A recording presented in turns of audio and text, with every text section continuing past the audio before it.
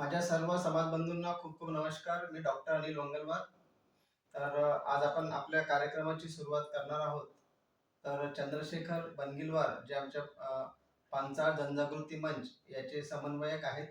मी त्यांना विनंती करतो की त्यांनी या कार्यक्रमाची सुरुवात करावी. बनगिलवारजी प्लीज. ओके.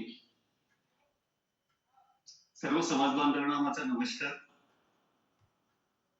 पांचाळ जनजागृती मंच एक आपल्या समाजातला असा मंच आहे की समाजाचे लोकच समाजाच्या आपल्या लोकांना प्रशिक्षित करत आहेत. ज्यावेळेला मंचाची सुरुवात, मंचाची नीव ही अनिल मंगलवारांनी ठेवली होती, त्यावेळेला अनेक प्रश्न होते आणि त्या प्रश्नाला जसं जसं वेळ निघत गेली आणि मार्ग निघत गेले, तर या मंचाच्या मार्फत शैक्षणिक, सामाजिक, आर्थिक, शारीरिक, मानसिक आरोग्य, व्यक्तिमत्व विकास आणि रोजगार असे वेगवेगळे कार्यक्रम मागील 6-7 महिन्यापासून पांचाळ जनजागृती मंच राबवत आहे. फक्त हे कार्यक्रमच राबवत नाहीये, तर या राबवणाऱ्या कार्यक्रमासोबतच समाजातील अशा रत्नांचा शोध घेतोय की जे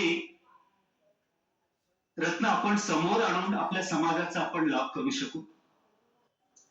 तर ज्यावेळेला मंचाची सुरुवात झाली त्यावेळेला डॉक्टर अविनाश चल्लेरवार आणि प्राध्यापक सुधीर कलास्केवार, पुंडलिक कविराजवार असे आपापल्या क्षेत्रातले खूप नामी लोक आमच्या मंचाला मिळत गेले आणि पुढे आणखी लोक मिळाले, पुढे मी नाव घेतोय, आणि आमचा मार्ग एकदम मोकळा होत गेलेला आहे. पण एवढ्यावरच चोप्पावार सर, मंगलवार सर आणि त्यांची टीम ही थांबलेली नाहीये. एका प्लॅटफॉर्मवर इंग्रजी, गणित, व्यक्तिमत्व विकास आणि वेगवेगळे विषय हे सतत चालू असतात. तर दुसरीकडे यांची नजर असते की समाजामध्ये आणखी कोणतं एक रत्न आपल्याला सापडेल जेणेकरून त्या रत्नाला आपण पुढे आणूया आणि समाजाचं हित करूया, समाजाला त्याचा लाभ मिळूया. हे सतत प्रयत्न मंगलवार, चोप्पावार सर आणि सगळ्या टीमचे होत असतात. विशेष सांगायचं म्हणजे ज्या वेळेला पहिली सुरुवात झाली तर वर्ग घ्यायचे कशी आणि कोणी घ्यायचे, तर चल्लेलवार सर यांच्या पुढे पण ती जिम्मेदारी आली होती आणि त्यांना आम्ही म्हटलं, सरांनी म्हटलं, मंगलवार सरांनी, तर त्यांनी ते आंतरराष्ट्रीय ते वैदिकनाथ हा विषय घेतात. तर त्यांनी एकदम होकार दिला की माझी फी खूप जास्त आहे, पण तिथे प्रश्न समाजाचा येतो, मी निशुल्क हे शिकवायला तयार आहे. आणि तिथनं ती सुरुवात झाली आणि ते इतकं सहज आणि सरळ भाषेत वैदिक गणित घेतात की ज्या गणिताचा उपयोग कॉम्पिटिटिव्ह एक्झामसाठी म्हणा किंवा मुलांच्या शैक्षणिक जीवनामध्ये म्हणावं किंवा आपल्या मोठ्यांच्या पण व्यक्तिगत जीवनामध्ये हिशोब असतोच तर ते सगळ्यांसाठी लाभी असं ते वैदिक गणित ते शिकवतात आणि खूप आपुलकीने शिकवतात, कारण तिथे त्यांचं कमर्शियल पण कुठेच दिसत नाही. त्यांच्या पुढे हेतू असतो फक्त समाज आणि समाजांच्या मुलांनी मोठ्यांनी ते शिकावं. त्याच्यानंतर सुधीर कलास्केवार हे इंग्रजी घेत आहेत आणि खूप चांगल्या प्रकारे घेतात. ते प्राध्यापक आहेत, व्यस्त आहे, पण समाज जिथे समोर येतो समाजाच्या हिताबद्दल ते आपल्या व्यस्त वेळ काढून समाजाला देतात. त्याच प्रकारे पुंडलिक कविराज सर आहे, ते पाठ्यपुस्तक मंडळावर आहे, इंग्रजी विषयाचे ते चांगले जाणकार आहे, ते आपला वेळ देत आहेत. त्यानंतर आता मागील आमच्या नागपूर प्रोग्रामच्या वेळी तेवढ्यामध्ये आम्हाला एक आणखी रत्न म्हणता येईल समाजातील उषाताई गुडेपाड भेटल्या. त्यांच्या रूपाने पण त्यांनी एक इंग्रजी स्पीकिंगचे क्लास चालू केले आणि एक पाऊल त्यांनी आणखी पुढे केलं की महिलांसाठी स्पेशल बॅच त्यांनी तयार केली की महिलांना निसंकोचपणे इंग्रजी शिकता यावं, घरची कामाची जबाबदारी आटपून जे काही प्रश्न आहे, जे काही आहे महिलांशी विचारतात आणि निसंकोच भावनेने ते करतात. ते पण एक कार्यक्रम खूप महत्वपूर्ण विषय आता इथे राबवता येते. एवढ्यावरच पांचाळ जागृतीमच थांबलेला नाहीये, तर माझा पांचाळ समाज योगामध्ये पण मागे राहू नये, त्याचा शारीरिक दृष्टिकोनातून पण विकास व्हावा. तर त्या हिशोबाने डॉक्टर रवी कटलावार हे आपल्याला एक इथे आपल्या मंचाला मिळाले. त्यांनी आपला भरपूर वेळ दिला, ते पण व्यस्त असतात. पोलीस ट्रेनिंगचा मेडिटेशन योगा असो किंवा आणखी वेगवेगळे त्यांचं मी स्टेटसवर बघत असतो. खूप बिझी असतात ते आणि शासकीय कार्यक्रम घेत असतात. त्यांच्या रूपाने आपल्या मंचाच्या मार्फत आपल्या समाजातील लोकांना एक योगाची परवानगी मिळालेली आहे. त्यानंतर आपण पुढे जर आपण गेलो तर व्याधीसाठी याही बाबतीत विचार केलेला आहे मंचाने की जे जे रत्न आपल्या समाजात आहेत त्यांना पुढे, रत्नांची कमी नाही आहे. पांचाळ समाज म्हणजे आपण कला कुशल मध्ये सगळ्याच गोष्टीमध्ये निपुण आहोत. फक्त गरज होती की आपल्या समाजाने एका मंचावर यायची आणि मला वाटतं त्याची सुरुवात या मंचाच्या माध्यमातून झालेली आहे आणि बरेच खूप लोक आपले जे निपुण आहेत खरंच समाजाला ते मार्गदर्शन करू शकतात असे लोक पुढे येत आहेत. त्यानंतर होमिओपॅथीच्या डॉक्टर मनीषा कटलावार या जोडल्या, त्यांनी पण वैद्यकीय मार्गदर्शन आपल्या समाजातील महिला पुरुषांना केलेलं आहे. त्यानंतर ध्यान हे पण एक महत्वाची पहलू होती आणि ही जबाबदारी रत्नागिरीतून सांभाळतायत आपले सुधीर अकोजवार सर आहेत आणि खूप मेहनत घेतात. ते का घेतात? त्या समाजाकडनं त्यांना पैसा मिळतो आहे की आपण मंच पैसा नाही, फक्त समाज आणि समाजासाठी आपल्याला काहीतरी देणे लागतो. त्या हिशोबाने ते मेडिटेशनचे क्लासेस घेतात. त्यांच्या संगीता अकोजवार आहे आणि सौ शीतल कुंदोद्वार हे खूप आपुलकीने ते हे सगळे कार्य करतायत. आणि त्यानंतर आमच्याच नागपूरच्या आमच्या काही व्यक्तिमत्व विकास घेतात. वनिताताई नस्कुलवार, त्यांचं पण खूप आपुलकीनं आणि जबाबदारीने ते सगळी जबाबदारी पार पाडताय. आणि महत्वाचं म्हणजे आपण पांचाळ समाजामध्ये जन्माला आलो, पण किती लोकांना आपल्या पांचाळ समाजाचा इतिहास माहिती आहे, आपण कुठे होतो, काय होतो, काय हे सगळ्या ज्या गोष्टी आहेत त्या मला वाटतं आपल्या समाजातली एकमेव व्यक्ती म्हणजे चोप्पावर मामाजी आहेत आणि त्यांचा जो आहे साहित्य संस्कृतीचा जो इतिहास आहे पांचाळ समाजाचा, याचा भरपूर लाभ पांचाळ समाज घेतो आहे वेळोवेळी. असं खूप नाही, पण ते बोलता बोलता जेव्हाही त्यांना संधी मिळते ते वेळातून वेळ काढून त्या गोष्टीला मेन्शन करतात आणि समाजापर्यंत ते पोहोचण्याचं कार्य करतात.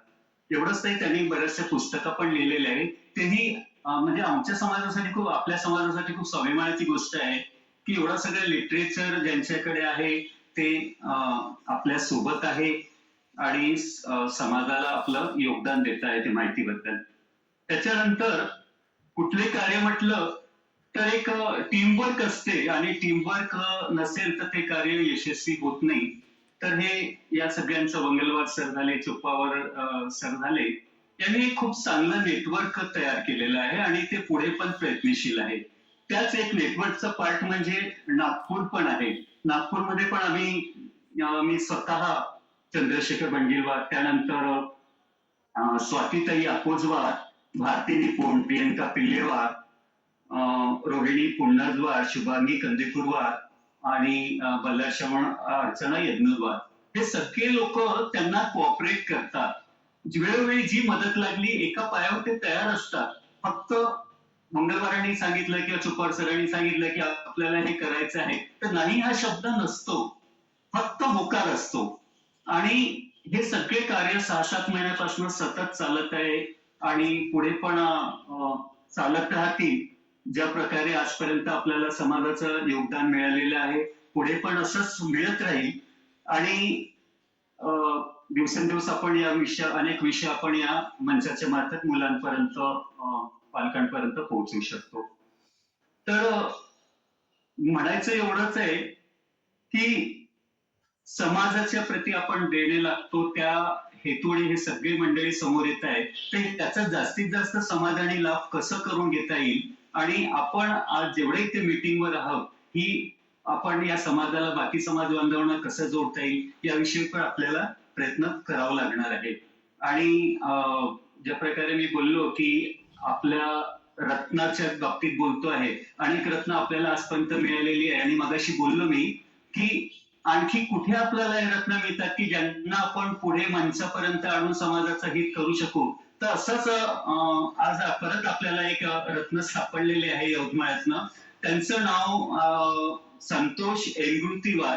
ते राष्ट्रीय ख्यातीचे एक मूर्तिकार आहेत, चित्रकार आहेत. त्यांचं सविस्तर परिचय हे अनिल मंगलवार करून देतीलच.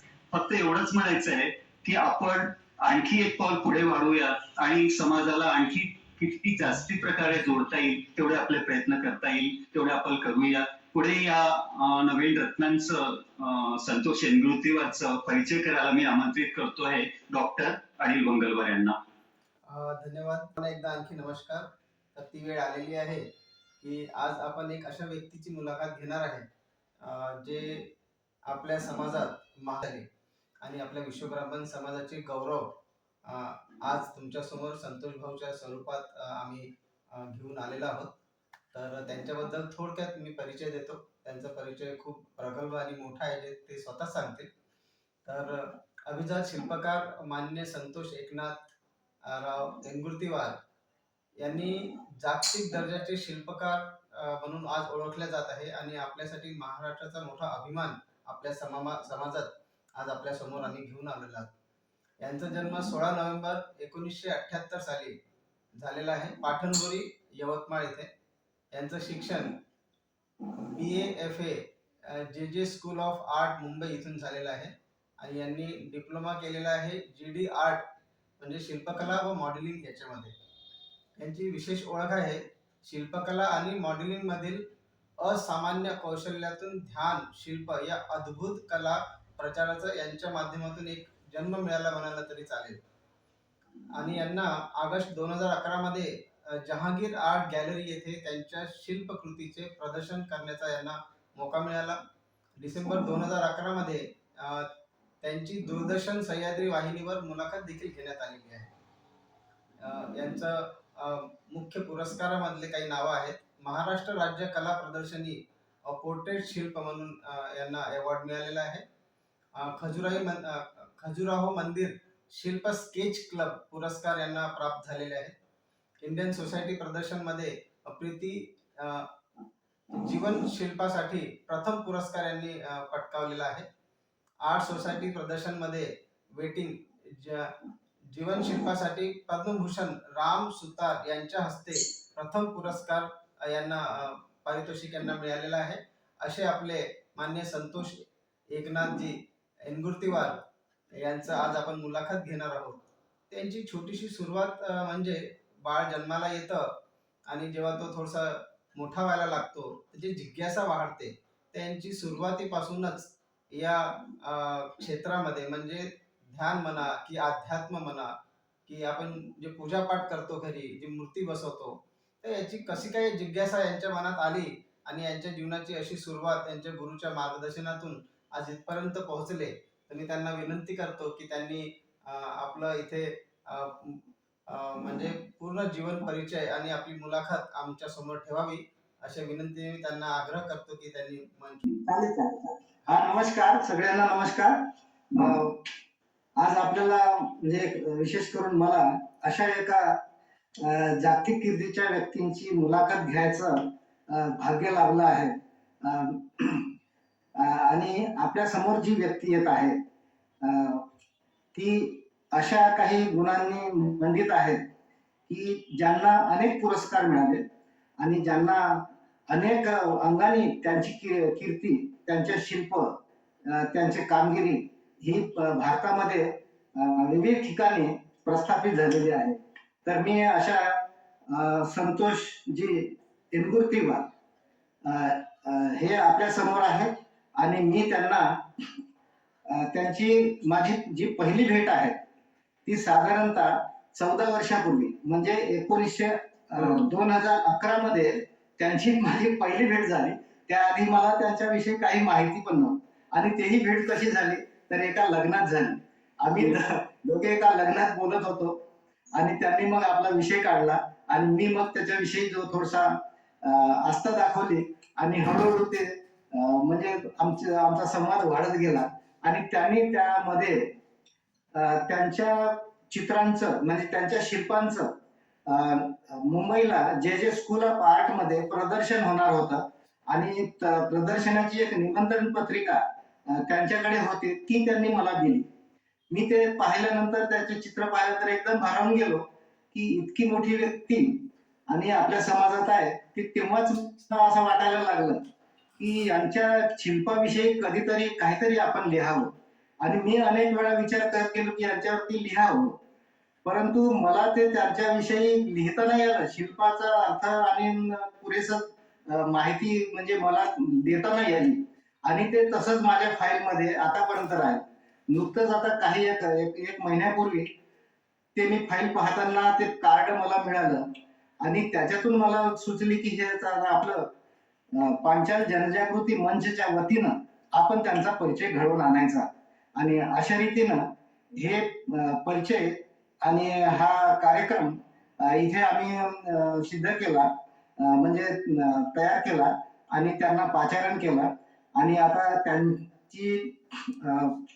त्यांची मुलाखत घ्यायची जबाबदारी सुद्धा माझ्यावरती आली आहे. तर एनमूर्तीवारजी, तर आपल्याला नमस्कार. तर आपल्याला ही कलेची आवड, आता आपलं साधारण परिचय झालेलाच आहे, सगळ्यांना परिचय झालेला आहे, आपण मुख्य विषयाकडेच वळतो आहोत. तर आपल्याला ही कलेची आवड म्हणजे लहानपणापासून होती किंवा नंतर निर्माण झाली किंवा कसे काय, म्हणजे मूर्तिकलेकडे तुम्ही का आवडला? चित्रकलेचे अनेक जे स्कूल ऑफ आर्ट मध्ये अनेक विषय आहेत, परंतु त्यातले कुठले विषय न घेता तर तुम्ही या शिल्पाकडेच कसे वळला, हे तुमच्या पाटणपोरी पासून तर आतापर्यंत थोडक्यात कलेचा प्रवास सांगा. नक्की. सर्वात आम्हाला नमस्कार आणि माझ्या अनुभवलींना देखील नमस्कार.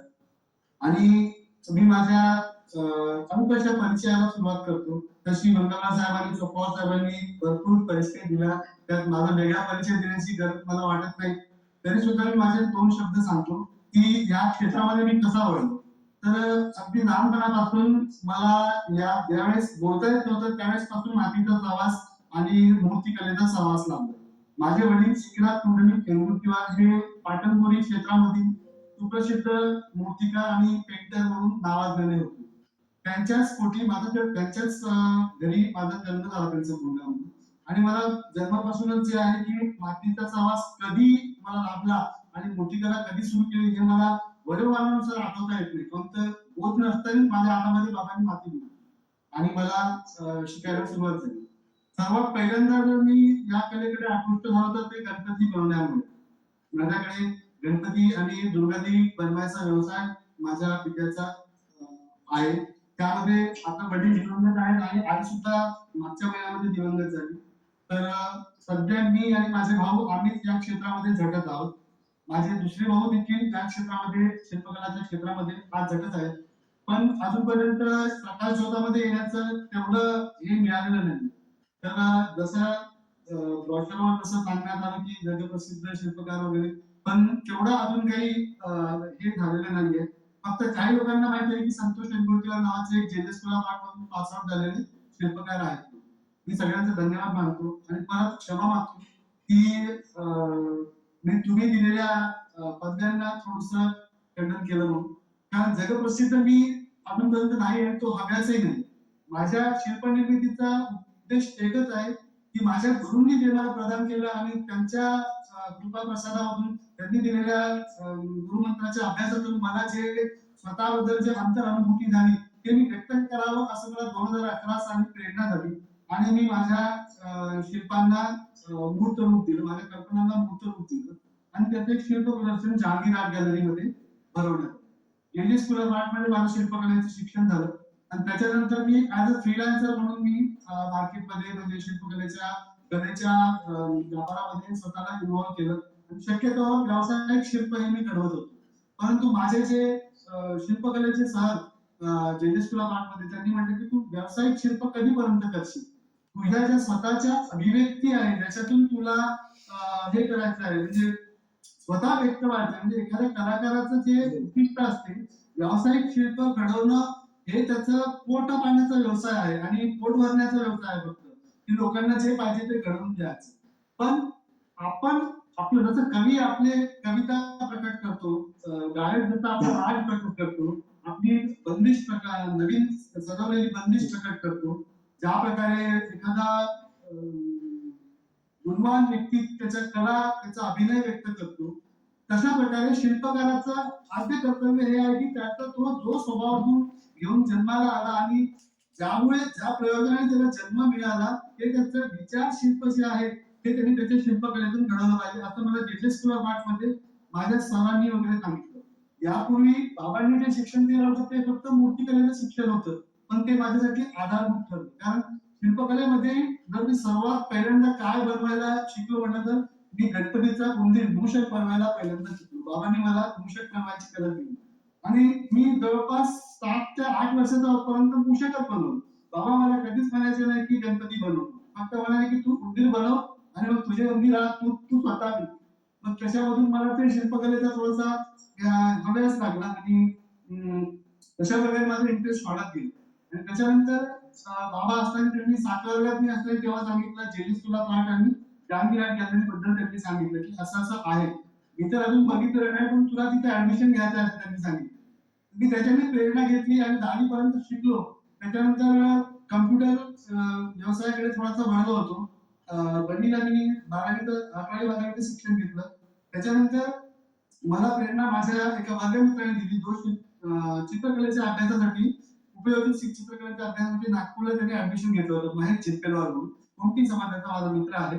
तर त्यांनी मला प्रेरणा दिली की तू इकडे ये आणि बीएसए ला आपल्या फाउंडेशन बीएफए ला ऍडमिशन घे, त्याच्यामुळे तुझा कलेचा प्रवास जो आहे तो व्यवस्थित होईल आणि तुला नाव मिळेल.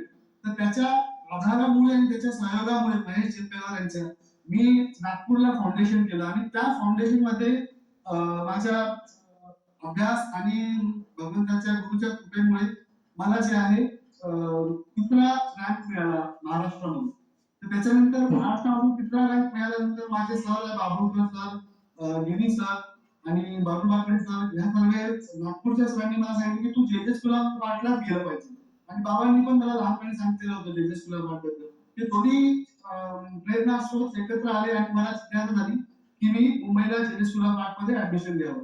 ही गोष्ट होती 1999 ची. त्यावेळेस इतकी कठीण परिस्थिती होती सर, मी तुम्हाला सांगतो की मला म्हणजे माझं उदरभरण करणंच खूप कठीण होतं, एवढी परिस्थिती भयंकर होती. तर माझे सर जे आहे नारायण पाटील सर, जे पाटणकोरीमध्ये आम्हाला गणित आणि फिजिक्स साठी सर होते, त्यांनी मला त्यावेळेस मुंबईला जायसाठी म्हणून नागपूरला स्वतः बसने येऊन मला 500 रुपये दिले आणि माझे बाबुळकर सर जे आहेत त्यांनी मला 450 रुपये दिले. हे 950 रुपये मी घेऊन मुंबईला प्रथम ऍडमिशन घेण्यासाठी आलो आणि जेजे स्कूल ऑफ आर्ट मध्ये ऍडमिशनचा फॉर्म भरलो. त्यावेळेस माझ्याकडे काही कुवत नसताना सुद्धा फक्त जिज्ञासा होती आणि एक विश्वास होता की नाही मला परमेश्वर माझ्यासोबत न्याय करेल. त्या वर्षावर मी जेजे स्कूल ऑफ आर्ट मध्ये मला ऍडमिशन मिळालं. रँक असल्यामुळे पहिल्या श्रेणीमध्येच नाव होतं आणि त्याच्यामध्ये डिप्लोमा भागामध्ये मी माझं ऍडमिशन स्वीकारलं आणि त्यानंतर माझा शिल्पकलेचा शास्त्रीय अभ्यास सुरू झाला. आतापर्यंत जो अभ्यास होता तो वडिलांकडून मिळालेला पारंपरिक अभ्यास होता, पण शास्त्रीय अभ्यासाला आता सुरुवात झाली. मग त्यानंतर मी बरेच शिल्प तिथे जेजे स्कूल ऑफ आर्ट मध्ये असताना केलं. जसं मदर अँड चाइल्ड हे एक शिल्प होतं ते मी मटक्याच्या माध्यमातून दाखवलं. ते सगळे शिल्प सध्या कुठेतरी ठेवलेले आहेत, मी कधीतरी ग्रुपवर मी ते शेअर करेन. ते मी मटक्यांच्या माध्यमातून दाखवलं की एका मटक्यावर तो विषय आपण नंतर घेऊ, तो विषय नंतर घेऊ. तर नंतर घेऊ. आम्ही तुम्हाला जो सन्मान दिला, आम्ही तुम्हाला जो सन्मान दिला तो यासाठी की तुमचा खूप मोठ्या मोठ्या लोकांशी संबंध आला. जसं राम सुतार सोबत तुम्ही काम केलेलं मला सांगितलं, तसेच आणखी मोठ्या मोठ्या लोकांबद्दल तुम्ही म्हणजे लोकांबरोबर काम केलेलं आहे. तर तुम्ही त्यांच्याशी माझ्या गुरुस्थानी अग्रगण्य आहेत आणि रामपुरे सर जे आहेत ते सुद्धा माझे गुरु आहेत. त्यांनी मला शिल्पकलेचं विशेष धडे दिले, डिटेलिंग आणि म्हणजे त्याच्यामध्ये बारकावे सांगितले पोर्ट्रेटच्या संदर्भामध्ये. आणि बोलतो मध्येच बोलतो संतोषजी, रामपुऱ्याचं नाव तुम्ही घेतलं म्हणजे भगवानचे रामपुरे म्हणायचं आहे का? हो हो भगवान रामपुरे सर. हो धन्यवाद. हो बरोबर बरोबर. कंटिन्यू करा. हो. आता जे भगवान रामपुरे सरांचं शिल्प ओंकारेश्वरला लागलेलं आहे. आपल्या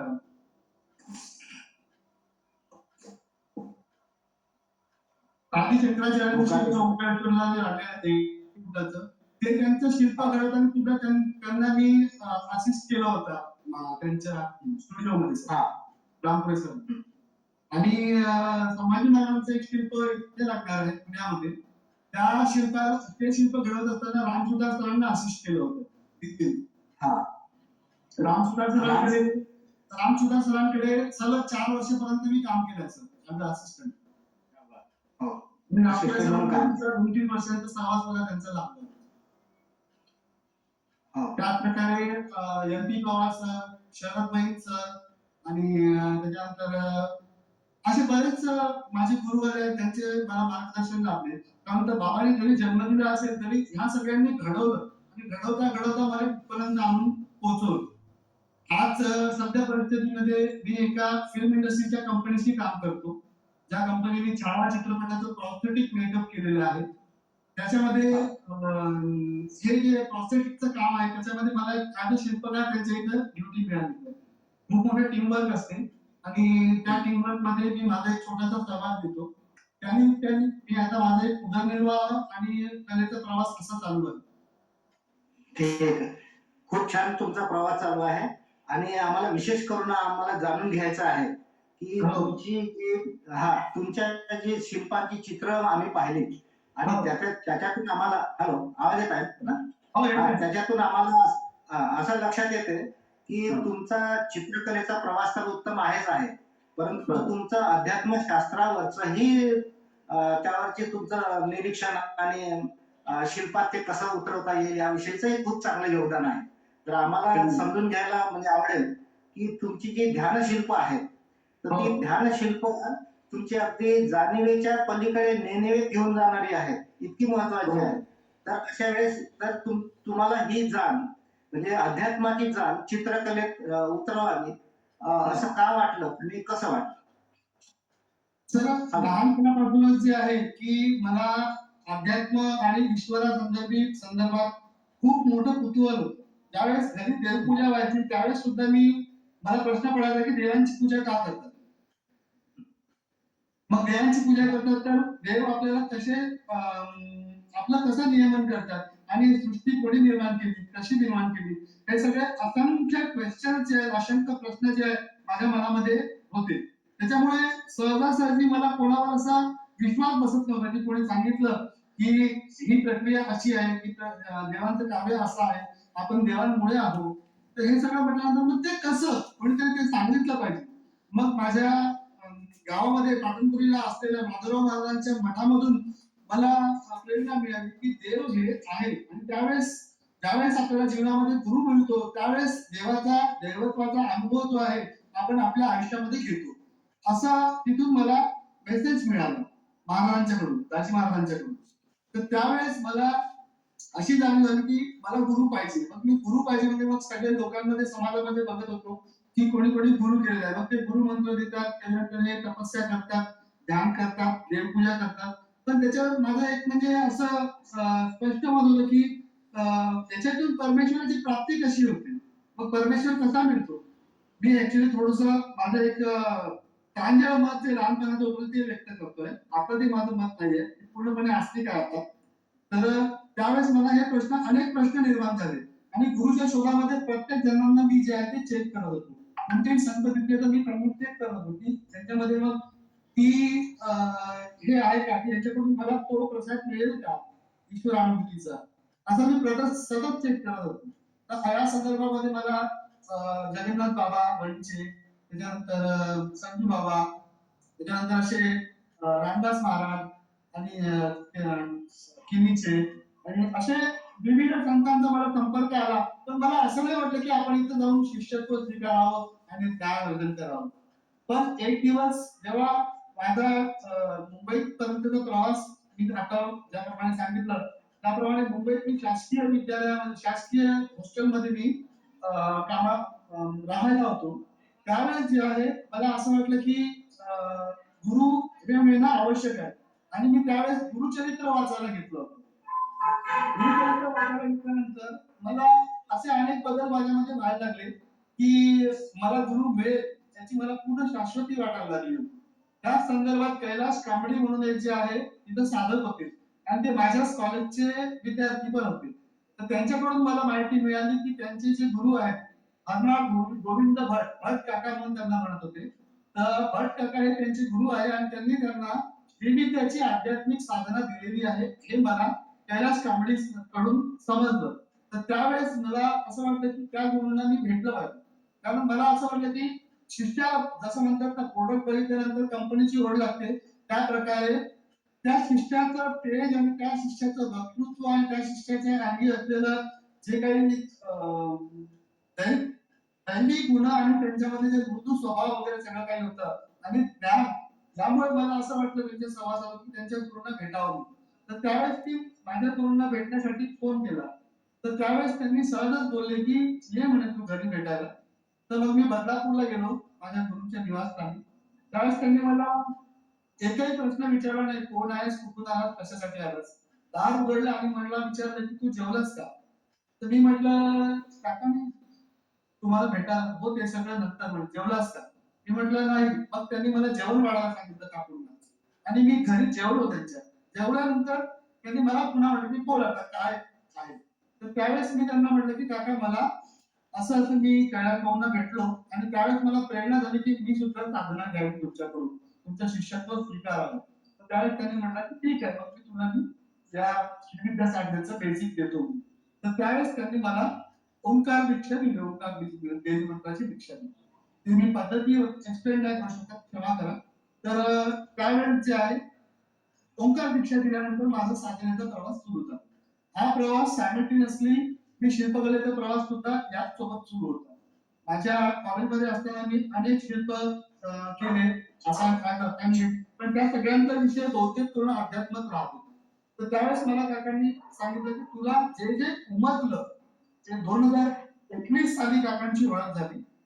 त्यानंतर मी सलग 4 वर्षानंतर साधना केल्यानंतर जेव्हा पासआउट झालो त्यावेळेस काकांना मी म्हटलं की काका मला जे आहे की ज्या साधनेमधून मला जे काय अनुभवलं आदिशंकराचार्यांच्या कृपेने तुमच्या कृपेने ते मला एक्सप्रेस करायचं माझ्या माध्यमातून शिल्पांच्या माध्यमातून.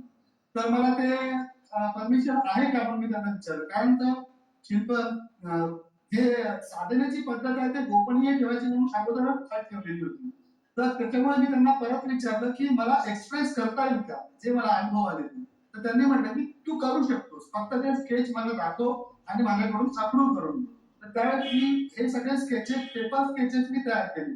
हे जे 8 मी टुवर्ड डिव्हिनिटी म्हणजे दैवत्वाकडे या विषयाचे 8 शिल्प मी रेखांकित केले आणि ते काकांना दाखवले. त्यातले त्यांनी सगळेचे सगळे मला सिलेक्ट केले आणि म्हटलं की तू याचे शिल्प घडव. त्यावेळेस जवळपास 6 महिन्याची प्रक्रिया चालली. त्याच्यामध्ये मी हे 8 शिल्प घडवले. त्याच्यामध्ये आता त्यांचं एक एक जर समजा मी वर्गीकरण करतो म्हटलं तर प्रत्येक शिल्पाचा एक खूप मोठा वेळ त्याच्यामध्ये जाईल. मी थोडक्यामध्ये फक्त नावाने त्यांचं वर्गीकरण करतो. जसं पहिलं शिल्प मी घडवलं ते ध्यान शिल्प. त्याच्यामध्ये बर्निंग ऑफ कर्मास त्या शिल्पाचं नाव आहे. आणि त्याच्यानंतर दुसरं शिल्प जे घडवलं ते आहे अहंकार शून्यता. त्याच्यामध्ये याचा इगोलेसनेस म्हणून मी टायटल दिलं. त्याच्यानंतर विरक्तीय शिल्प घडवलं. त्याच्यामध्ये शरीराबद्दलचं मटेरियलिस्टिक अटॅचमेंट जेव्हा आपलं संपते त्यानंतर आपला आध्यात्मिक प्रवास हा सुरू होतो. शरीराबद्दलचा मटेरियलिस्टिक अटॅचमेंट म्हणजे फक्त हे नाही की कपडे माझे नाहीत आणि माझं घर माझं नाही किंवा माझे नातेवाईक माझे नाहीत. त्याच्याही पलीकडे जाऊन हे शरीर सुद्धा माझं नाही या गोष्टीची जाणीव जेव्हा सखोल होते त्यावेळेस तो माणूस ज्योतिर्मय होतो आणि त्याच्यामध्ये त्याचं शरीराचं अस्तित्व हे लॉजिकली इनविजिबल होऊन फक्त ज्योत शिल्लक राहते. जे मी विरक्ती सेकंड मध्ये दाखवलेलं आहे त्याच्यावर फक्त पायांवर ज्योत ती दाखवलेली आहे. ते शुद्ध ज्ञानाची ही एक अवस्था मी सांगितलेली आहे. संतोष भाऊ विनंती हा ठीक आहे. तुमचे हे शिल्प खूपच महत्वपूर्ण आहे. म्हणजे ध्यान आणि बर्निंग ऑफ कर्म, आणखी विरक्ती 1, विरक्ती 2 याच्याविषयी मी समाज बांधवांना हे शिल्प ग्रुपवर टाकले. हे तुमचे शिल्प मी ग्रुपवर टाकले आणि वेगवेगळ्या समाज बांधवांनी आपल्या त्याच्यावरती कमेंट्स करायला मी जेव्हा सांगितलं तेव्हा त्यांनी काही कमेंट्स तुमच्या चित्रावरती कमेंट्स केलेले आहेत, ते मी तुम्हाला वाचून दाखवतो. अर्थात सगळ्यांना वाचून दाखवतो. हा, तर पहिलं प्रथम कमेंट्स केलंय डॉक्टर अनिल वंगलवारनीच केलंय. तर मी प्रत्येकाच्या कमेंट्स मधले काही दोन चार ओळीच फक्त वाचत आहे, कारण ते खूप मोठं होईल ना. हा, तर ते काय म्हणतात की माथ्यावरती ज्योत म्हणजे चेतनेचा उत्कर्ष, काम क्रोध लोभ मोह अहंकार हे विकार थेंब थेंब गळून पडत आहेत आणि ध्यान करता थोडा अधिक हलका, अधिक शांत, अधिक प्रकाशमान होत आहे.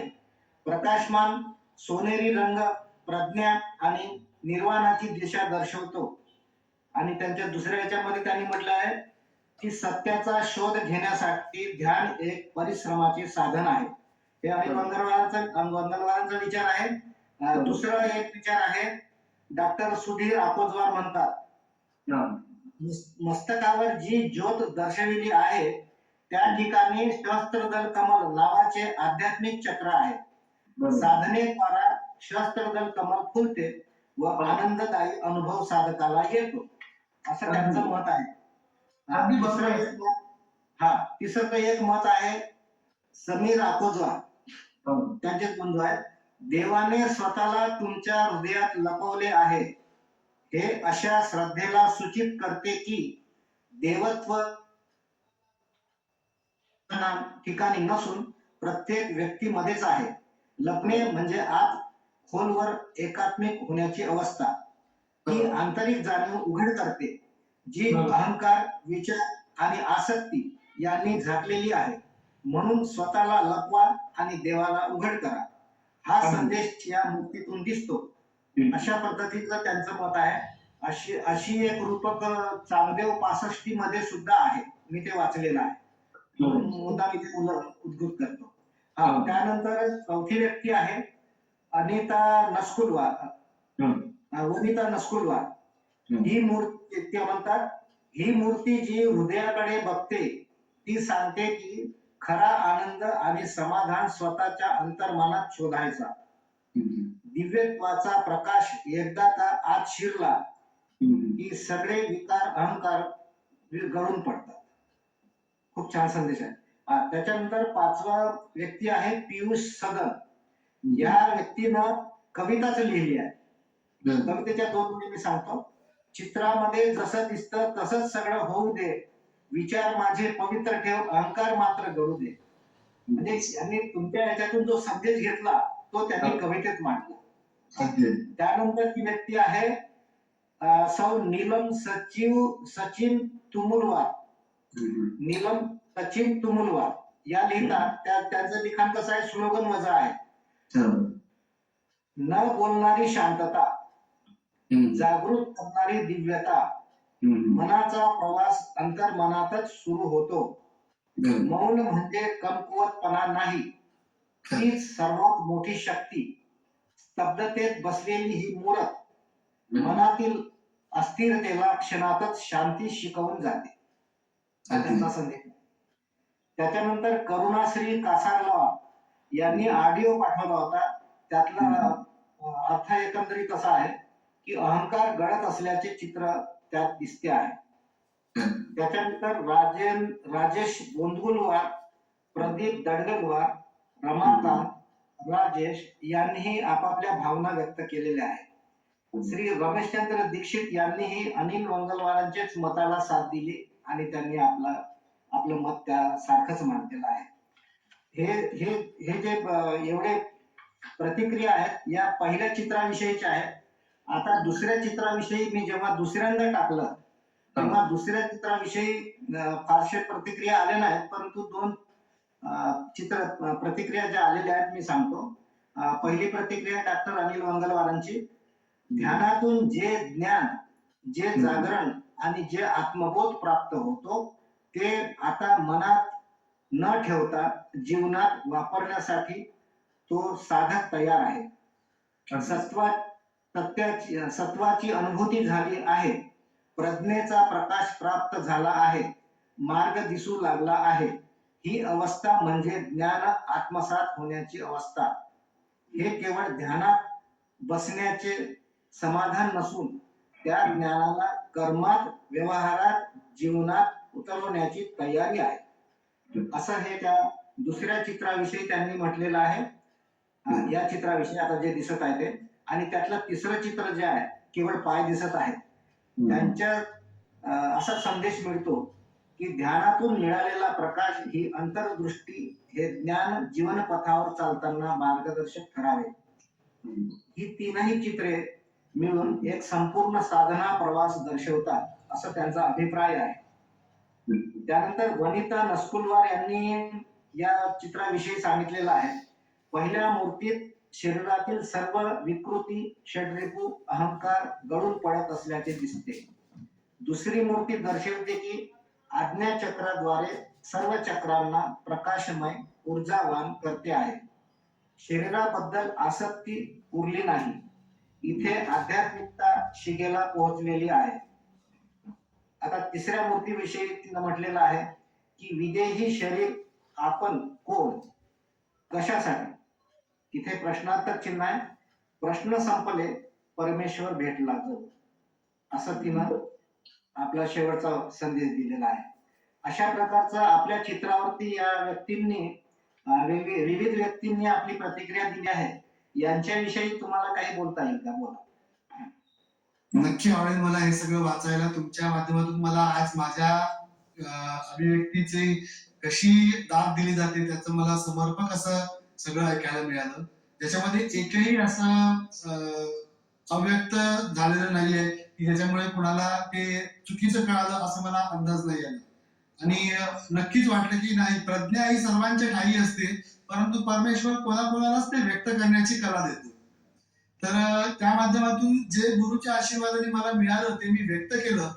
जे मी व्यक्त केलं ते माझं नसून ते माझ्या गुरूंनी दिलेलं जे ज्ञान आहे त्या ज्ञानाची अभिव्यक्ती आहे. आणि ज्ञान हे कोणाच्याही मालकीचं नाहीये.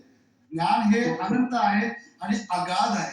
त्याच्यामुळे फक्त मी त्याला स्पर्श करून आलो आणि तेच आहे सगळ्यांसमोर मी ते व्यक्त करण्याचा माझा छोटासा तोटका प्रयत्न केलाय सर. हा, ठीक ठीक, छान छान. यानंतरचं जे शिल्प आहे ते मांडी समोर मुंडकं घेऊन ते व्यक्ती ज्याच्या डोक्यावर कमळ फुललेलं आहे असं चित्र. हे चित्र मी लोकांना म्हणजे ग्रुपवर टाकलं नाही, कारण दुसऱ्या चित्रातच प्रतिक्रिया फार कमी आल्या. त्यामुळे म्हटलं की नंतरच तुमच्याच तोंडून त्याचं म्हणजे सगळं विचारपूस करावी. तर हे शिल्प ठेवलेलं आहे. हा, ते चित्र जे दिसत आहे ते चित्र आहे. आणि ते चित्र आहे इगोनेसलेस म्हणजे म्हणजे अहंकार शून्यता किंवा निरहंकार. हा, असा दोन्ही अर्थ म्हणजे बरोबरच आहे. तर या शिल्पाविषयी जो काही अर्थबोध होतो शिल्प पाहिल्यानंतर, हे थोडस समजायला मलाही वाटते की थोडं कठीण शिल्प आहे. त्यामुळे याचं स्पष्टीकरण तुमच्याकडूनच मिळण्याची अपेक्षा आहे. मी फक्त त्या शिल्पाच्या संदर्भात जिथे तुम्ही शब्द टाकलाय अहंकाराचा पराभव, डिफीट निरंकार किंवा अहंकाराचा पराभव असं त्याचं काहीतरी डिफीट ऑफ इगो असं खाली टाकलेलं आहे. त्याच्या संबंधात तुम्ही जे बोलले म्हणजे तिथे लिहिलेलं आहे. मी त्याचा मराठी अनुवाद सांगतो की जीवन आणि जगण्याने मी कधीच समाधानी नव्हतो. त्यामुळे मी देवत्वाच्या शोधात गेलो. ध्यानाच्या मार्गावर नेमणाऱ्या माझ्या गुरूंना भेटून माझा शोध संपला. म्हणून मी आध्यात्मिक उत्क्रांतीच्या वेगवेगळ्या टप्प्यावर ध्यानाच्या संकल्पना व्यक्त करण्यासाठी माझ्या कलेचा वापर केला आहे. खूप छान लिहिलेलं आहे तुम्ही. आणि ह्या शिल्पासोबत आणखी 2 शिल्प आहेत जे म्हणजे मी त्यात जोडलेले आहे. आता मला या शिल्पाविषयी तुम्हाला थोडक्यात समजलेलं आहेच, पण तुम्ही मला कम्पॅरेटिव्हली समजून घ्यायची इच्छा आहे की त्याच्यानंतर विश्वनिर्माता विश्वकर्माचं शिल्प आहे. हो. वंगुलवारजी ते शिल्प टाकावं इथं अं, बाजूला. ते शिल्प मी ऍड नाही केलं याच्यामध्ये. हॅलो. मंगळवारजी बाजूला ते शिल्प टाका. विश्वकर्मा विश्वनिर्माण करतो ते शिल्प. क्षमा असावी, हा. ते तो इमेज माझ्या हातून सुटला, तो मी ऍड नाही केला. तर हा. तुम्ही बोलणं चालू ठेवा ना, मी ऍड करून देतो. हा, आणि त्याच्यानंतर तिसरं शिल्प आहे की जो शिल्पातील व्यक्ती स्वतःलाच घडवीत आहे ते शिल्प. शिल्पातील व्यक्ती स्वतःलाच घडवीत आहे असं एक शिल्प आहे. आणि हे शिल्प अक्षरधाम येथील शिल्प आहे. बघा काही दिसते काय? बिलकुल बिलकुल. दिसत आहे. हो. सेल्फ मोटिवेशनची प्रक्रिया आहे सर. हा, तर आपण या 3 शिल्पाविषयी एकत्रित बोलूया. हे 3 शिल्प म्हणजे देवत्वाकडे हे जे तुमचं शिल्प आहे ते एक मनुष्याचं शरीर आहे ते घडवत आहे असा त्याचा अर्थ निघतो. दुसरं शिल्प जे आहे ते विश्व निर्माण करत्या विश्वकर्माचा आहे. तो विश्वाला आपल्या मांडीवर घेऊन त्यात त्यांनी आठवड्याला ते शिल्प घडवत आहे असं दिसते. म्हणजे विश्वच घडवत आहे तो विश्वकर्मा असं शिल्प आहे. आणि ह्या याच्यातले जे शिल्प आहे अक्षरधाम मधलं जे शिल्प आहे ती व्यक्ती सुद्धा छन्नी हातोड्या घेऊनच आहे, परंतु ते एका दगडात स्वतः त्या दगडात निर्माण स्वतः झालेला आहे आणि स्वतःला तो घडवत आहे. तर ह्या तिघांचं तुम्ही म्हणजे कशा पद्धतीनं मांडणी कराल तुमचं अध्यात्म आणि शिल्प या संबंधी काही बोला. मला जे कळालेलं आहे सर, म्हणजे जे मला गुरुकृपेमुळे जे कळालं त्याच्याशी पूर्णतः साम्य या तिन्ही शिल्पांमध्ये मला जाणवते. कारण भगवंत विश्वकर्मा जो आहे ज्यांनी पृथ्वी घडवलेली आहे, हे मोठा स्कल्पचर जे विश्वाचं जे मोठं स्कल्पचर आहे, एकुलती पृथ्वी नव्हे तर सर्व ग्रह तारे चंद्र सूर्य या संपूर्ण ब्रह्मांडामध्ये विश्वकर्म्याची व्याप्ती आहे. म्हणून आपण आपल्या समाजाला विश्व ब्राह्मण समाज म्हणून म्हणतो. तर ते केवळ कल्पना मात्र नसून ते एक फॅक्ट आहे. आपण परमेश्वराला जेव्हा व्यक्ती रूपामध्ये किंवा मनुष्य रूपामध्ये दाखवतो तेव्हा आपल्याला हा प्रश्न पडतो की एवढं मोठं ब्रह्मांड एवढं मनुष्य कसं काय निर्माण करू शकतो. म्हणून आपला विश्वास आणि आपल्याला असं वाटतं की नाही, अरे हे काहीतरी कल्पना आहे. या कल्पनेला काय आधार आहे? या कल्पनेला काय आधार आहे की विश्वकर्म्याने छन्नी हातोड्याने पृथ्वी घडवली? नाही, ते सत्य आहे. ते सत्य कसं आहे? जर आज आपण एखाद्या कंपनीमध्ये काम करतो किंवा एक शासन जसं काम करते, तर प्रत्येक शासनाच्या काम करणाऱ्या वर्गाला त्या शासनाचा हेतू समजतो की आपल्याला या संदर्भात काम करायचं आहे आणि प्रत्येक जण एका माळेत पाहून एका प्रकारे वाद करतात. त्याच प्रकारे विश्वकर्म्यांनी सुद्धा स्वतः एका शहरात असून सुद्धा आपला मेसेज जो आहे संपूर्ण विश्वकर्मा समाजामध्ये पोहोचवून कितीतरी अनगणित कलाकारांमध्ये स्वतःला व्यक्त करून या विश्वाची निर्मिती केली आहे. ही ते प्रोसेस आहे असं मला वाटते. खूप छान. तुमचं स्पष्टीकरण तर आवडलं आम्हाला. तर तुमचं अध्यात्म आणि कला ह्या झोन मध्ये सध्या आता आपण अध्यात्मावरती तुम्ही जे मांडलं अध्यात्माविषयी तर ते सगळ्यांना समजलेलं आहे किंवा ऐकलेलं आहे. तर मी प्राध्यापक सुधीर अकोजवार यांना त्यांचं मत मांडायला सांगतो की एनमूर्तीवारांचं जे अध्यात्माचं मत आणि त्यांचं सुधीर अकोजवारांचं यांचं मत यांच्याविषयी त्यांना काही बोलता येईल का आणि त्यांनी बोलावं. प्राध्यापक सुधीर अकोजवार. नमस्कार.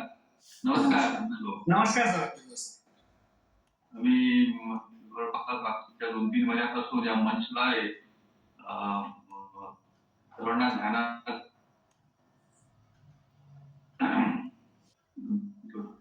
हेडफोन लावून घेऊ. हेडफोन लावून घ्या. आवाज व्यवस्थित होतो. एक आपला आध्यात्मिक प्रवास ऐकून खूप आनंद झाला की आपल्या शाळेत जीवनापासून त्या सर्व प्रकाराला सुरुवात आपण ज्या ऐकलं त्या जी सर्व आवाज ब्रेक होते सर, मला स्पष्ट ऐकू येत नाही सर, प्लीज. आता हा, थोडंसं माईक स्टेबल ठेवाल तर म्हणजे ते ऐकायला स्पष्ट येईल मला, कृपा करून. हेडफोन लावला आहे. हो हेडफोन लावला आहे. हा, आता येतं का? कटक येते. गोष्ट वाक्यासारखी आहे. तुमच्या बालपणापासून तुम्ही आध्यात्मिक वसा घेतला, जन्मापासून आयुष्यापासून आणि समोर त्याला एक विशेष महत्व आहे. मग 2-3 दर्जा तुम्ही सांगितलं की अध्यात्माची जी सुरुवात आहे ही त्या व्यक्ती जन्मापासून झाली पाहिजे. की त्यांच्या अस्तित्वामध्ये सुद्धा हा अध्यात्माचा वसा पाहिजे. जर आपल्या नवीन तरुणांना जायचं असेल, त्या नवीन तरुण मंडळी आहेत जे ज्यांचा विवाह आध्यात्मिक प्रशिक्षणाची आवडीची सुरू पाहिजे, जेणेकरून प्रकाराची प्रगट व्हायला तुमच्यामध्ये तुमच्या रूपाने प्रगत करी अनेक गोष्टी भेटू शकते. आणि जो काही तुम्ही अनुभव मांडला हा तुमच्या आंतरिक व्हिजन मधून तो आलेला अनुभव आहे. आणि म्हणून त्यांच्या मृत्यूमध्ये प्रयत्न करतात. त्यांना आपल्याला आध्यात्मिक पदातून, साधनेतून, ध्यानामधून उत्कर्षाने जाणवते. याची अनेक आम्ही तुमच्या क्लासमध्ये पण करतो किंवा तुम्हाला मी वेगळ्या पद्धतीने शेअर करेन. आणि आध्यात्मिक साधना ही थांबत नाही, थांबू नये, ती थांबू नये. जन्मजन्मांतरीचा प्रवास आहे. त्या स्वरूपाचं वाटलं, जन्मजन्मांतरचा प्रवास आहे. वाटलं ते पुन्हा बदलणार. जे शिल्प तुम्ही आज काढलं, पुन्हा 5 वर्षांत ते शिल्प काढण्याचा प्रयत्न करा, बदललेच असेल. कारण त्यावेळेस तुमचा अहंकार राहणार नाही, त्यावेळेस आणखी काहीतरी तुम्ही साधारणक्रांत केलेलं असेल. ही विनंती करायची. आणि त्या स्तरावरती सुद्धा तुम्ही असे शिल्प त्या आध्यात्मिक स्तरावरती संस्था आणणार आहे, जेणेकरून आध्यात्मिक विकास सर्वांना दृष्टिक्षेपात पडेल. आणि जे नॉलेज म्हणतात, इसोटेरिक नॉलेज म्हणतात त्याला, जे आपल्या सांगितलेलं आहे तो अनुभव शक्य आहे, साकारलेला आहे. जे आपण वाचलेलं आहे ते सर्व साकारलेलं आहे. प्रत्येकाला ही भगवत विद्या जन्मसिद्ध हक्क आहे. फक्त प्रत्येक माणसाने मुक्तीची गरज आहे. आज फील्ड मध्ये जरी महाराजांना नाही म्हणत होतो की श्रीमान योगी म्हणत होतो आम्ही, आणि त्यांचं जीवन एवढं ज्ञान असतं तेवढंच कळलं की श्रीमान योगी म्हणजे तो चांगला, तो इंजिनियर चांगला आहे, डॉक्टर चांगला आहे, शिक्षक चांगला आहे. हा योग आपल्या हातून घडणं फार गरजेचं आहे, जेणेकरून अंतर्मुखी जे ज्ञान आहे ते आपल्या निघायला आणि समाज रचना फार गरजेचं आहे, फार गरजेचं आहे. ते होणं आहे. प्रशिक्षण चाललेलं आहे आणि ते सर्व आता म्हणजे आजचा काळ एका बाजूला आपल्याला दिसतं की खूप आपल्याला दुर्दशा दिसून झाली आहे, पण आमच्यासारख्या लोकांना आणखी एक काही दिसत आहे की आता जे आध्यात्मिक आहे ते मानवाला फार खूप छान.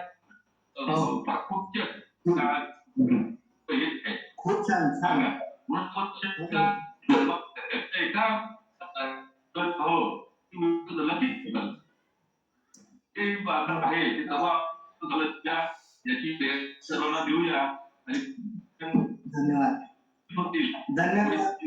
धन्यवाद सुधीर अकोलवारचे, धन्यवाद. हा, तुमचा अभिप्राय खूप छान आला आहे आणि सगळ्या विषयावरती त्याला आध्यात्मिक टच जे झालेलं आहे खूप छान आहे. एक दूषितवारांना मी एक थोडासा आडवळणाचा प्रश्न विचारतो की कधी अपयश म्हणजे तुमच्या शिल्पकलामध्ये शिल्पांच्या आयुष्यामध्ये कधी अपयशाचा क्षण आला का किंवा तुम्हाला कधी पस्तावण्याचा वेळ आला का? हा थोडासा नाही हा असं कधी नाही फक्त एवढं आहे की प्रश्न निर्माण झाला जेव्हा मी स्ट्रगलिंग कंडिशन मध्ये होतो हा. आणि ज्यावेळेस मला माझा ध्यास पूर्ण करण्यासाठी म्हणून अथक परिश्रम घ्यावे लागले आणि कशा कशा परिस्थितीमध्ये जगावं लागलं त्यावेळेस फक्त एक असं वाटत होतं की हा प्रवास माझा खरोखर सक्सेस होईल का माझ्या जीवनामध्ये. थोडीशी स्वतःबद्दल त्यावेळेस शंका वाटत होती. पण गुरु मिळाल्यानंतर जसं जसं माझा प्रवास सुरू झाला रामसुतार सरांशी परिचय झाला त्यांच्याकडून पारितोषिक मिळालं आणि म्हणजे प्रथम दर्जाचं स्थान शिल्पकारांच्या स्टुडंट कॅटेगरी मधून मला मिळालं अवॉर्ड मार्फत. त्या सगळ्या यशांमुळे जे आहे मला हे जाणवत गेलं की नाही माझा प्रवास जरी कठीण असेल तरी ध्येय मात्र कठीण नाहीये. ध्येय मी एक दिवस गाठणार हे मला शाश्वत वाटत होतं त्याही वेळेस. छान छान. आता मला थोडस हे सांगा तुमच्या बंधूंविषयी थोडक्यात परिचय जास्त नाही हो. कारण त्यांचाही पुढे जाऊन आम्हाला उपयोग होईल. नक्कीच. थोडक्यात परिचय सांगा. माझ्यापेक्षा धाकटे जे आहेत ते सतीश एकनाथ इंगुर्तीवार ते हैदराबादला असतात आणि तिथे ते शिल्पकलेच्याच स्वरूपाचं काम करतात पण ते इव्हेंट्सचं काम करतात. इव्हेंटसाठी डिझायनिंग वगैरे करणे आणि स्टेजचे वगैरे प्रोफॉर्म तयार करणे आणि ते जे इव्हेंटचे व्यावसायिक असतात कॉन्ट्रॅक्टर असतात त्यांना डिझाईन प्रोव्हाइड करतात आणि त्यांचं काम जे आहे आता मोठ्या विस्तृत प्रमाणामध्ये चालू आहे आणि घरूनच ते नृकेसरी क्रिएशन्स म्हणून या बॅनर खाली ते काम करतात. आणि माझं स्वतःच जे व्यावसायिक काम आहे ते एकनाथ आर्ट्स या माध्यमातून माझं स्वतःच चालतं वडिलांच्या नावाने. आणि त्यानंतर प्रकाश एकनाथ इंगुर्तीवार हे माझे जे धाकटे बंधू आहेत सतीश पेक्षा लहान त्यांचं मॅग्नस क्रिएशन्स म्हणून एक कंपनी आहे कल्याण मुंबईला. तिथे ते बाहेर देशांमध्ये वगैरे हिंदू मंदिरांची स्थापना करतात. म्हणजे एक प्रकारे विश्वकर्माचाच वारसा माझा भाऊ तिथे निभवत आहे असं मला म्हणावं लागेल कारण ते जगभरामध्ये हिंदू मंदिरांचं स्थापत्य निर्मितीचं आणि त्याच्या डिझायनिंगचं काम प्रकाश इंगुर्तीवार मॅग्नस क्रिएशन मधून करत आहे. जे त्याचे मंदिर आज इंडोनेशिया अमेरिका कॅनडा अशा विविध ठिकाणी त्याचे मंदिरांचे डिझाईन जे आहेत ते एक्सप्लोर झालेले आहेत. आणि चौथ्या नंबरचा यशवंत इंगुर्तीवार हा जो माझा सर्वात धाकटा भाऊ आहे तो पाटणबोरीला माझ्या वडिलांचा व्यवसाय सध्या सांभाळत आहे गणपती आणि दुर्गादेवी आणि त्याचं देखील एज्युकेशन जे जे स्कूल ऑफ आर्ट मधून झालं. सगळ्यांचं 14 जणांचं एज्युकेशन जे जे स्कूल ऑफ आर्ट मधून BFA झालेलं आहे आणि त्यानंतर आता ते कार्यरत आहेत.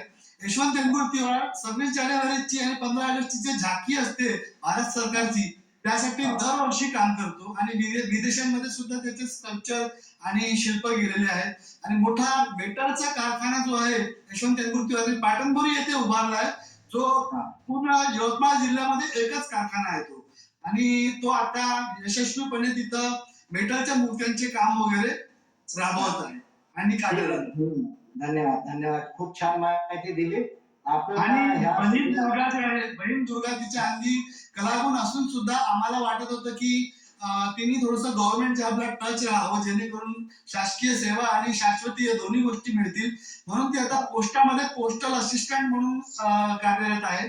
तिची पदोन्नती सुद्धा झालेली आहे आणि तिचे मिस्टर कार्तिकराव ताडुरवार हे SDFC बँकेमध्ये 6 जिल्ह्यांचे आधिपत्य त्यांना मिळालेलं मॅनेजिंगचं ते तिथं ते राबवत आहेत. अशा प्रकारे माझं कुटुंब सर्वत्र सुखी समाधानाने विश्वकर्मेच्या कृपेने पसरलेलं आहे. खूप छान खूप छान. तुमची मुलाखत खूप छान झाली आणि आता ह्या विविध विषय आले त्याच्यात शिल्प आलं चित्र आलं आणखी अध्यात्म आलं धर्म आलं आणि इतक्या सगळ्या गोष्टींना एकत्रित कल्पून तुम्ही खूप चांगल्या रीतीनं याची तुमचा जीवन प्रवास दाखवलेला आहे. तर याविषयी मी श्री रमेशचंद्र दीक्षित यांना विनंती करतो की त्यांनी या सगळ्या एपिसोडचा कला धर्म व अध्यात्म यावर आपला अभिप्राय द्या. रमेशचंद्रजी दीक्षित. नमस्कार नमस्कार सगळ्यांना नमस्कार. नमस्कार. मित्र खरं तर आता बोलण्यासारखं काही राहिलं नाही. इतकं विस्तृत, इतकं ज्ञानवर्धक आणि सर्व समावेशक बोलणं झालेलं आहे. त्यात अध्यात्म आलं, त्यात शिल्पकला आली, त्यात समाजसेवा आली आणि तुम्ही अशा सगळ्या व्यक्तींनी हे सादर केलं की तुम्ही कृतीवीर आहात. कृतीवीर हा वाचीवीरापेक्षा श्रेष्ठ असतो. बरं. तुमच्या मनाने मी वाचीवीर आहे, तुम्ही कृतीवीर आहात. तुमच्या कार्याला खरं मुद्रा. संतोष एनगोर्टीवार यांचा माझा परिचय नव्हता.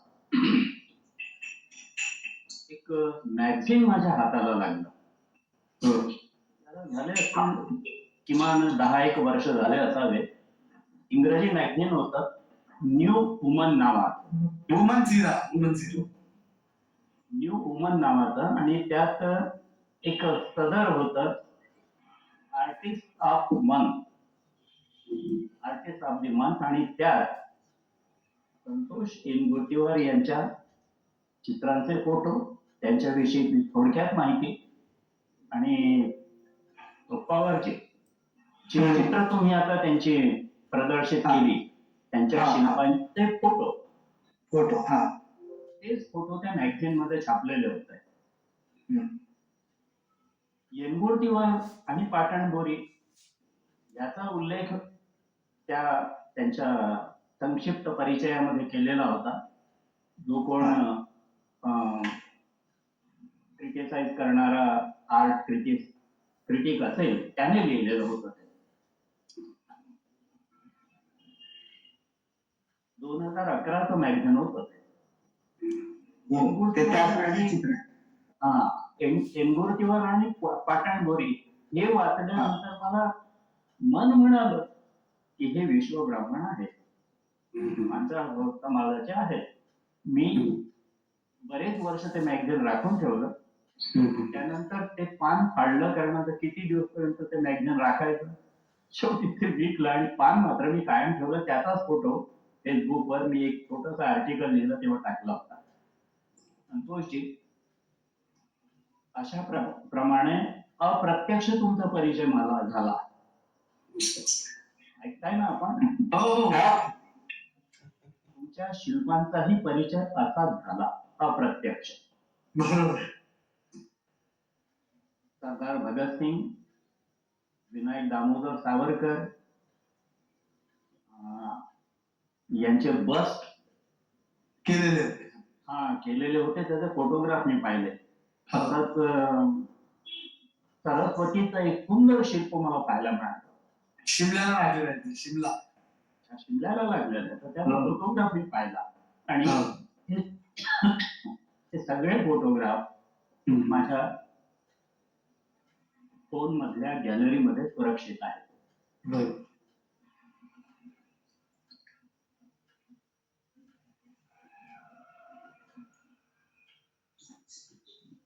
तुम्ही समाजभूषण आहात.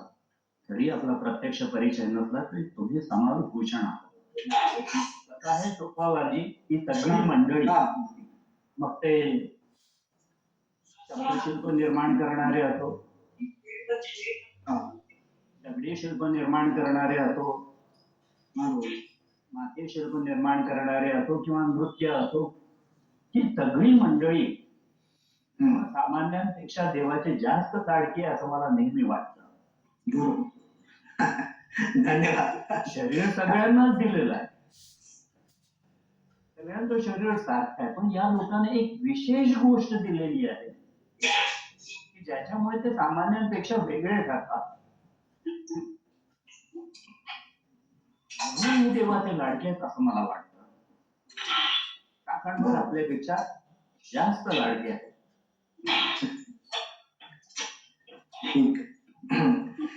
ठीक आहे. अशा तऱ्हेने तुमचं नाव माझ्या मनावर कोरलं गेलं. योगायोगाने तुमच्या छोट्या भावाशी यवतमाळला भेट झाली यशवंताशी, आणि त्यातून मग तुमचाही विषय निघाला. तुमच्याबद्दलचं जे कारण माझ्याजवळ होतं किंवा जे मॅक्झिमम दाखवून ठेवलं होतं त्याचा उल्लेख मी त्याच्याजवळ केला. पुढाचा परिचय जरा विस्तृत झाला तुमच्या विषयीचा यशवंतच्या बोलण्यातून. आणि मग मला आता वाटायला लागलं प्रकर्षाने की एकदा पुरीला भेट द्यावी. मी जरा या सगळ्या गोष्टींचा भोगता आहे, रसिका. आणि त्याप्रमाणे माझा मोठा मुलगा, मी आणि मोठा नातू कारणे आम्ही तुमच्या पाटणबुरीला आलो. तुमचं वर्कशॉप पाहिलं, यशवंतला भेटलो, बोलणं झालं कला विषयात, आणि संतुष्ट मनाने मी परत आलो. आज तुमच्याशी बोलणं होत आहे या माध्यमातून. पवार आणि त्यांच्या चमून ते किती आभार मानावे मला कळत नाही. नाही, आम्ही तुमचे आभार मानतो, कारण तुम्ही आमच्या कार्यक्रमाला आला. तर यानंतर कार्यक्रमाचा शिल्पाविषयी बोलतो. हा, जी शिल्प आता पवारांनी सगळ्या समोर सादर केली, ती अध्यात्माला धरून आहे. अध्यात्म हा बोलण्याचा नाही, अनुभवण्याचा विषय आहे. अध्यात्म जेवढं गहन आहे तेवढं सोपंही आहे. करणाऱ्याला सोपं आहे. काठावर उभं राहण्याला जसा समुद्र खूप मोठा वाटतो आणि भीती वाटते, पण पोहणाऱ्याला नाही वाटत. सारखं आहे. अध्यात्मामध्ये शिरावं लागतं. त्या काठावर बसून बोलण्याच्या गोष्टी नव्हे. काठावर बसून बोलणाऱ्याला समुद्राची काय कल्पना येणार. आम्ही काठावर काय, काठापासूनही दूर आहोत. तुम्ही या शिल्पांच्या माध्यमातून देवत्वाकडे, अध्यात्माकडे हा विषय तुम्ही घेतलाय. मला खरं तर याच नवल वाटतं की एक तरुण शिल्पकार जो खरं तर विशेषतः शृंगाराकडे झुकतो, शृंगाराला धरून शिल्प निर्माण करण्याचा प्रयत्न करतो, ही बहुतेक प्रवृत्ती असते तारुण्य सुलभ प्रवृत्ती म्हणून आपण. वाळू काही नाही. पण तुम्ही तरुण असताना सुद्धा अध्यात्म विषयावरचे शिल्पे सादर केली. ही शिल्पे तुमच्या गहन विचाराची, आत्मशोध घेण्याच्या प्रयत्नाची निदर्शक आहे. तुम्ही त्या सगळ्या पायऱ्या दाखवण्याचा प्रयत्न केला. त्याला मी काही या विषयातला अधिकारी पुरुष नाहीये, त्यामुळे मला खरं तर बोलण्याचा अधिकार नाहीये. पण तुम्ही सगळे माझे माणसात, आपले माणसात, मला समजू शकाल. या विश्वाचा पोटी बोलतो आहे. हे शरीरच मार्ग हे त्या ईश्वरापर्यंत नेण्याचं. या शरीरात जी काय शक्ती स्थल आहेत, षटचक्र, 6 चक्र, चक्र म्हणजे ते स्थळ जिथे शक्ती एकवटलेली असते विविध तऱ्हेची. मूलाधार पासून सुरू होते आणि हे 6 चक्र आहेत. त्या भाषेत मूलाधार म्हणजे पेंडीच्या खाली जननेंद्रियाच्या जवळ स्थान म्हणजे मूलाधार.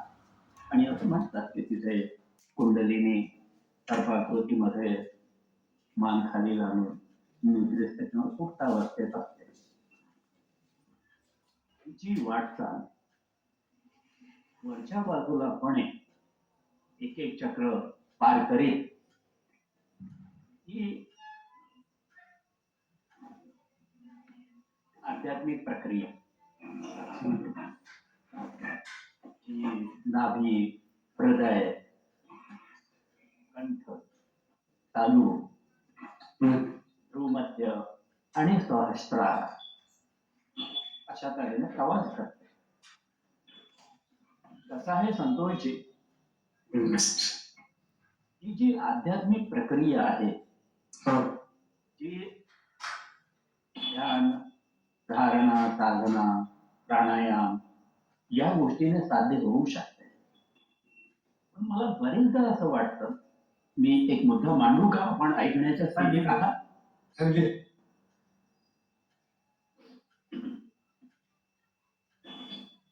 मायकेल एंजेलो त्याने थिएटर निर्माण केलं. तुम्हाला त्याबद्दल फार सांगण्याची गरज नाही. ज्या मूर्तीचं संरक्षण केलं जातं, एक मुलगा गलित गात्र अवस्थेतला मेरीने आपल्या मांडीवर घेतला आहे जीससला. क्रास वरून त्याला खाली काढल्यानंतर अतिशय विकल आणि गलित गात्र झालेला असा मुलगा मातेने आपल्या मांडीवर घेतलाय. हे जे शिल्प आहे, मी काही प्रत्यक्षात नाही पाहिलं, पण त्याचे बरेच फोटोग्राफ बऱ्याच अँगलने पाहिले. पाहिल्यानंतर सगळे बारकावे मी सांगणार नाही, मी जर बोलायला बसलो अर्धा तास त्याच्यावरच मला बोलता येऊ शकेल. पण ते पाहिल्यानंतर असं वाटतं की मायकेल एंजेलोची कुंडलिनी त्यावेळेला जागृत झाली असावी. त्यामुळे हे शिल्प त्याच्या हातून घडलं. हे मानवी कृत्य नव्हे, आता बोलता निर्माण झालेलं निर्माण झालेलं कृत्य नव्हे. या दर्जाची शिल्पकार आहे. एकदम अभिप्राय चांगला आहे सर, एकदम अभिप्राय चांगला आहे तुमचा. खूप छान. मीराबाईचे भजन, मीराबाईला सुद्धा आपल्यासारखं शरीर होतं, इतके मनाला जाऊन भिडणारे. आम्हाला शब्द माहित नाहीत का, आम्हाला भाषा माहित नाही का, आम्ही शिकलेलो नाहीत का, आमचे जवळ शब्द भांडार आहे, पण ती अर्थता त्या भजनामध्ये आमच्या नाही येऊ शकत, किंवा आम्ही लिहूही नाही शकत. एक साधं पत्र लिहायला आम्हाला जड जातं. त्यात काही भावना उठायच्या असेल किंवा आपल्या मनातलं काही सांगायचं असेल ते जड जातं. तर तिथे मीराबाईच्या भजनांनी इतकी अर्थता आणावी कुठून? तुकाराम महाराजांनी तर स्पष्टपणे म्हटलंय, बोलवीचा धनी वेगळाची. मी काय सांगणार? म्हटलंय. ही सगळी उदाहरणं. ठीक आहे सर, ठीक आहे. आता वेळेचा एक थोडस वेळ संपत आलेली आहे. वेळ संपत आलेली आहे. तात्पर्य आहे की या माणसांची जिथे जिथे काही अत्यंत उत्कृष्ट झालेलं दिसतं, सामान्यपणे पाहणाऱ्याला असं वाटतं की अमानवी आहे, तिथे तिथे मला असं वाटतं की त्याची कुंडलिनी जागृत झाल्यानंतरच त्याच्या हातून ही सर्वश्रेष्ठ कलाकृती घडत असते. धन्यवाद. आध्यात्मिक प्रयत्न केला नसला तरी जागृतीचा प्रवास खूप मोठा जागृतीचा प्रवास आहे. त्या माझ्या प्रवासावर एक पूर्ण इंडिव्हिज्युअल सेशन होऊ शकते आणि ते म्हणजे 1-2 तासात 4-5 तास लागतील त्यासाठी. कदाचित मी आता ते बोलायची माझी म्हणजे काय म्हणतात की त्या प्रकारे आता आपली हे नाही, म्हणून मी फक्त माझ्या आत्मपरिचय एवढा दिलाच. सर्वांनी खूप छान रीतीने आपले मतं मांडलेली आहेत. आता आपण शेवटाकडे जात आहोत. तर या कार्यक्रमाचा शेवट झालेलाच आहे. आभार प्रदर्शन मंगळवारी करतील. हो नक्कीच, मला आवडेल. कसं आहे की अशी घटना खूप कमी घडते. प्रश्न विचारू का? विचारा. चालेल का? विचार. मी प्रथम माझा परिचय करून देतो. मी सुधाकर पंडित, मी पुण्यातून बोलतोय. नमस्कार. आपला आत्ताचा जो विषय होता तो अतिशय सुंदर होता. मला एक थोडी असं विचारायचं आहे की आपण फक्त क्लेच मॉडेल बनवता का दगडाचे सुद्धा मूर्ती घडवता? सर्व प्रकारचं शिल्पामध्ये सर्व प्रकारचं.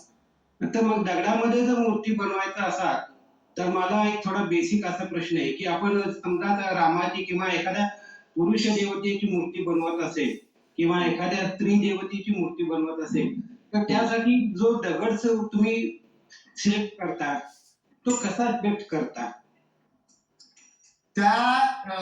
जसं काही देवता जे आहे हे सत्वगुण प्रधान असतात, काही रजोगुण प्रधान असतात आणि काही तमोगुण प्रधान असतात.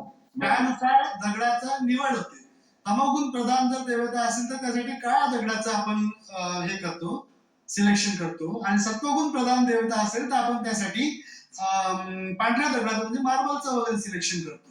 आणि रजोगुण प्रधान जर असेल तर त्या मूर्त्या सहसा मेटलमध्ये तयार होतात, म्हणजे पंचधातूमध्ये.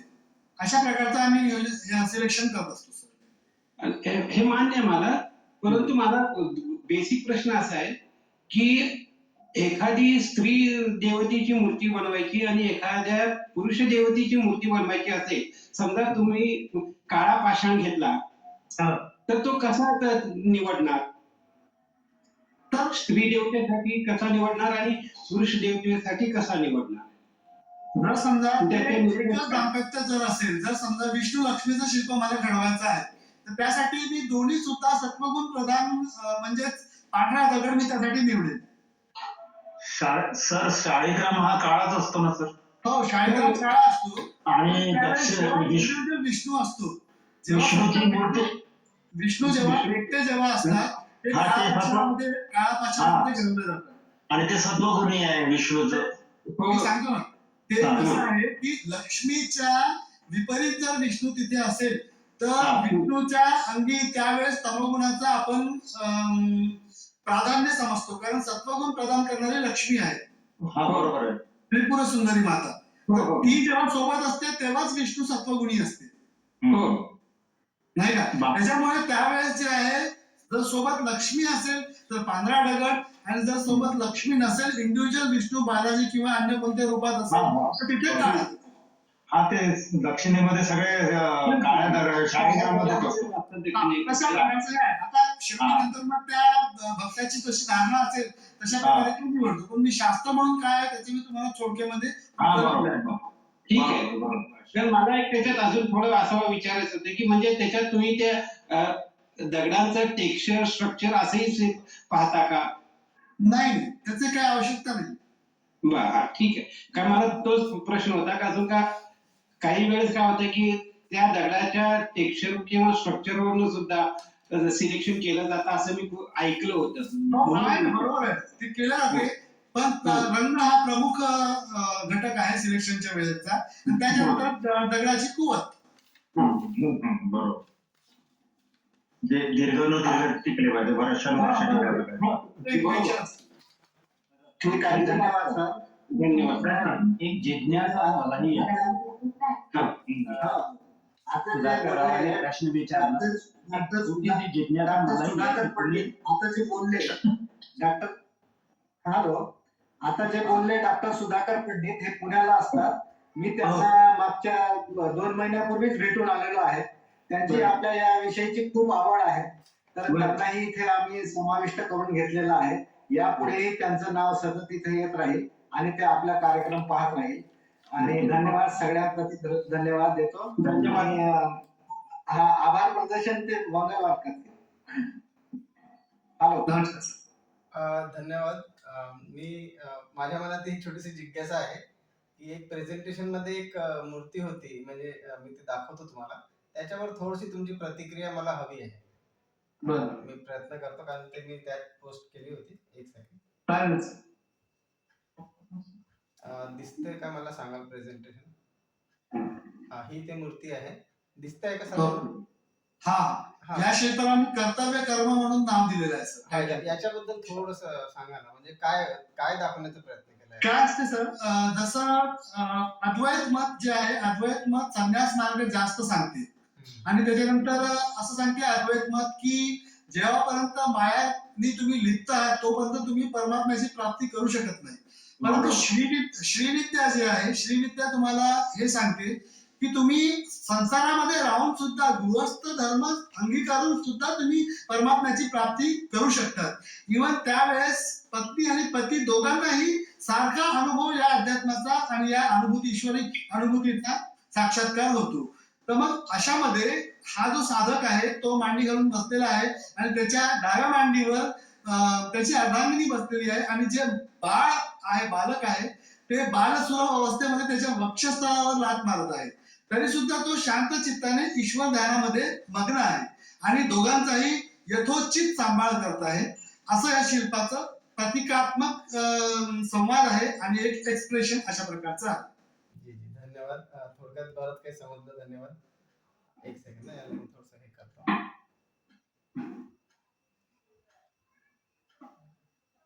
हा एक सेकंड.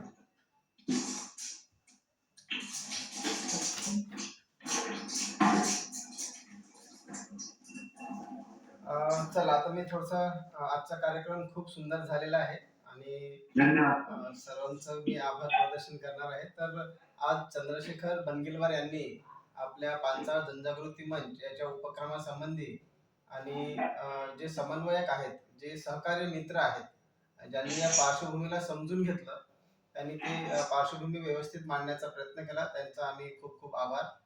आणि आजच्या कार्यक्रमाचे जे आमचे लाडके आणि पूर्ण महाराष्ट्र भूषण म्हणता येईल संतोष एनगर्तीवार भाऊ यांचं खूप खूप आभार. त्यांनी खूप व्यवस्थित पद्धतीनं आपली पूर्ण म्हणजे कशा पद्धतीनं त्यांची सुरुवात झाली, कसं त्यांनी गुरु गाठला आणि त्यांच्या मार्गदर्शनामध्ये त्यांनी कसं काय हे शिल्प आणि कला व त्याच्यातून रोजगार निर्मिती केली आणि आपल्या विश्वब्राह्मण समाजालाच नाही तर इतर समाजाला ध्यान काय आहे आणि ध्यानातून जीवनाला आणि अध्यात्माला कसं समजून घेता येईल आणि त्याला कसं समृद्ध करता येईल याची पूर्ण चांगली मांडणी केली.